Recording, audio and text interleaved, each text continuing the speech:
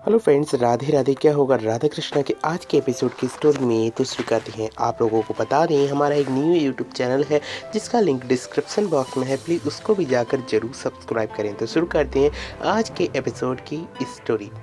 आज के एपिसोड में दिखाया जाता है कि द्वारिका में पूरी तरीके से बर्फ़ गिरने लगती है और सभी लोग बहुत ही तरीके से बहुत परेशान हो रहे होते हैं, लेकिन कृष्ण किसी की भी सहायता नहीं कर रहे होते हैं, क्योंकि कृष्ण कहते हैं कि राधा का कर्म है और राधा कर्म कैसा करती है वह राधा पर ही डिपेंड करेगा। और साथ ही साथ इधर से दिखाया जाएगा कि शाम अपनी माता के पास से आएगा और वहाँ पर समुद्र देव के सामने खड़ा हो जाएगा और कहेगा कि मैं चंद्रदेव की तपस्या करूँगा, क्योंकि चंद्रदेव को शीतलता अति प्रिय है, जिसके कारण चंद्रदेव मुझे ज़रूर ही आशीर्वाद देंगे, जिसके पश्चात मैं चंद्रदेव को अपने वश में कर लूँगा। इधर से चंद्रदेव की तपस्या के लिए वह जाने लगता है। जल में जामंती रोकती है लेकिन नहीं रुकता है। उसी बीच में षड्यंत्र कसती है लक्ष्मणा और सभी बुला लेती है सभी को, जितने भी द्वारिकावासी होती हैं, और कहती हैं कि देखिए मेरे आर्य शाम जा रहे हैं जल में तपस्या करने द्वारिका की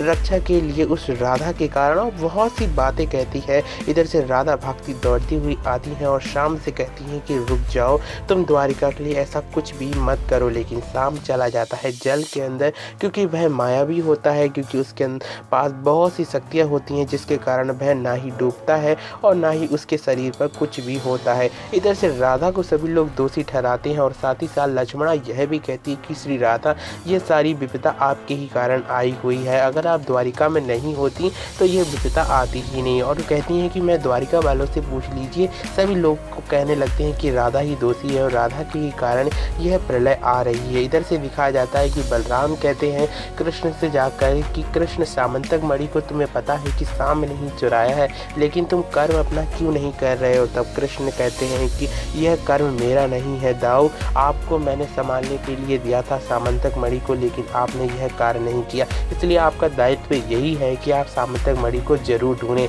इधर से दिखाया जाएगा कि राधा बहुत ही ज़्यादा परेशान होगी और नारायण के पास जाएंगी, और इधर श्री कृष्ण कहेंगे कि राधा तुम मत हारो, तुम अपने प्रेम के अंदर जो बने हुए प्रेम द्वार को खोलो, तभी समस्त शक्ति प्रकट हो सकती है। दूसरी ओर इधर से शाम तपस्या कर रहा होगा और बर्फमय हो जाएगा, यानी कि बर्फमय पूरा दिखाया जाएगा आज के एपिसोड की स्टोरी में। इधर से महादेव के ऊपर जो चंद्रमा होता है वह बहुत ज़्यादा चमकने लगता है। इसे देखते हुए गौरी कहती हैं कि ये चंद्रदेव क्या आपके शीश से चले जाएंगे। उस शाम की उद्दंडता के कारण मैं मानती हूँ कि आपका ही अंश है शाम, लेकिन क्या देवी राधा को इतना कष्ट देगा। आप बता नहीं सकते हैं कि देवी राधा कौन है।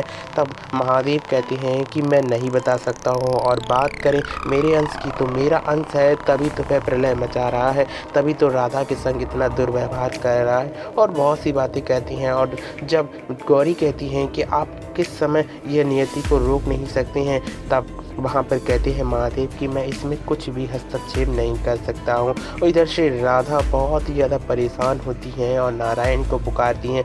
नारायण वहाँ पर नहीं आते हैं, स्वयं श्री कृष्ण आ जाते हैं और कहते हैं कि राधा तुम्हें चिंता करने की आवश्यकता नहीं है, क्योंकि इसमें कर्म तुम्हारा ही है, तुम्हें ही चुनना है क्या ठीक है और क्या नहीं ठीक है। और बहुत सी बातें करते हैं। साथ ही साथ राधा से कृष्ण कहते हैं कि इसमें मैं तुम्हारी कोई सहायता नहीं कर सकता हूँ।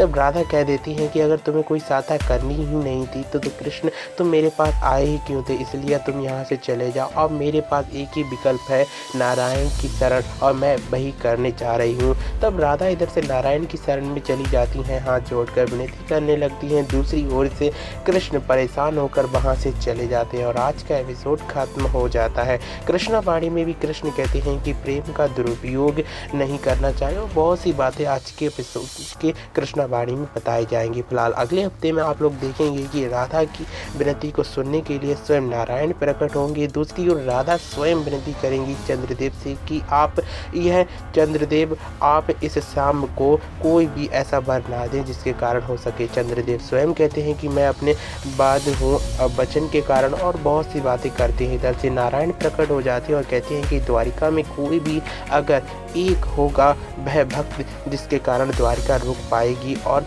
वहाँ पर स्वयं श्री श्री गणेश का कल के एपिसोड यानी कि अगले हफ्ते में आप लोगों को देखने मिलेगा श्री गणेश की एंट्री राधा कृष्णा में। तो फिर से मिलेंगे नई अपडेट के संग राधा कृष्णा की। बने रहिए हमारे चैनल पर, सब्सक्राइब करके बेल आइकन को प्रेस करना ना भूलें ताकि राधा कृष्ण से जुड़े आपको बहुत से सीक्रेट्स मिल सके। Thank you for watching this video and Radhe Radhe.